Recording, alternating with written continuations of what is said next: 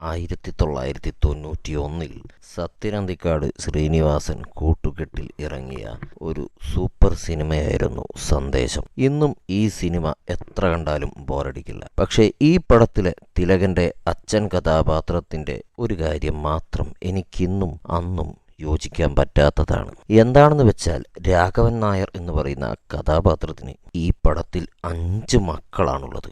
പ്രഭാകരൻ എന്ന് പറയുന്ന ശ്രീനിവാസൻ അവതരിപ്പിക്കുന്ന കഥാപാത്രം, ജയറാം അവതരിപ്പിച്ച പ്രകാശൻ എന്ന കഥാപാത്രം, മാധു അവതരിപ്പിച്ച ലതിക എന്ന് പറയുന്ന കഥാപാത്രം, KPSC ലളിത അവതരിപ്പിച്ചിട്ടുള്ള ലത, പിന്നെ ഒരു കൊച്ചു പയ്യനായിട്ടുള്ള പ്രശാന്തൻ എന്ന് പറയുന്ന കഥാപാത്രം. ഇങ്ങനെ 5 മക്കളെ തോന്നും പോലെ ജീവിക്കാൻ വിട്ടിട്ട് അതിൻ്റെ തിക്തഫലങ്ങൾ അനുഭവിക്കേണ്ടി വരുന്ന വ്യക്തിയാണ് അയാൾ. കവിയൂർ പൊന്നമ്മയുടെ ഭാനുമതി എന്ന് പറയുന്ന അമ്മ കഥാപാത്രവും ഏറ്റവും വീക്ക് തന്നെയാണ്. പ്രഭാകരനും പ്രകാശനും രാഷ്ട്രീയം കളിച്ചു നടക്കുന്നതിന് പ്രധാന കാരണം ഈ മാതാപിതാക്കളുടെ വളർത്തലിന്റെ പ്രശ്നം തന്നെയല്ലേ? അതിന് കാരണം ഇത്രത്തോളം മക്കൾ ഉണ്ടായതല്ലേ?